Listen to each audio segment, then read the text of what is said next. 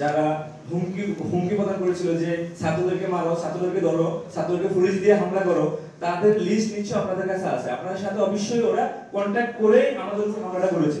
আপনারা তাদের লিস্টটা আমাদের থেকে না নিয়ে আপনারা ওই লিস্টটা আমাদেরকে দেন যারা আপনাদেরকে এইসব নির্দেশ দিয়েছিল, এবং সেই লিস্ট অনুযায়ী আপনারা ব্যবস্থা নেন। রাষ্ট্রীয় সম্পদ রক্ষায় প্রশাসনের সর্বোত্তম সহযোগিতা কামনা করছি।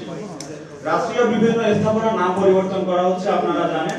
আমরা প্রত্যাশা রাখছি, আমরা আপনাদের কাছে দাবি উপস্থাপন করছি যেন রাষ্ট্রীয় সম্পদের কোনো ধরনের নাম পরিবর্তন করা না হয়। কোর্ট বিল্ডিং এ ওনারা একটা প্রতিবাদ করতে চেয়েছিলেন, সেই প্রতিবাদে একদল দুষ্কৃতিকারী এসে বাধা দিয়েছে।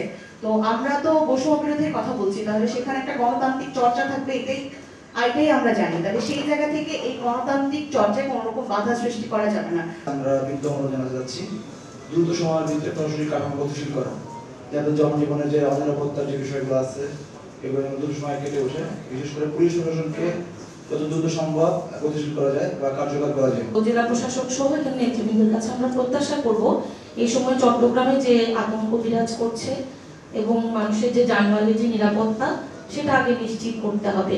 যাদের কারণে আজকে দ্রব্যমূল্যের ঊর্ধ্বগতি হয়, যাদের কারণে আমাদের অতিরিক্ত পয়সা খরচ হয়, আমরা সেই ধরনের চাঁদাবাজি চট্টগ্রামে আর দেখতে চাই না। শুধু চট্টগ্রাম নয়, সারা বাংলাদেশেই দেখতে চাই না।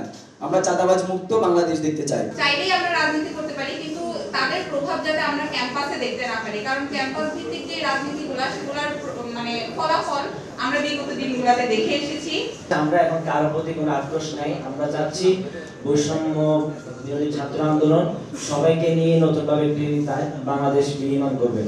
নবীন প্রবীণ যারা পেশাজীবী আছে, যারা সাংবাদিক আছে, যারা প্রশাসন আছে, সবাই সম্মিলিতভাবে আমরা প্রত্যেকেই আগামী বাংলাদেশ কিভাবে চাই সেইভাবে সকল ভেদাভেদ বলে আমরা একসাথে হতে হবে।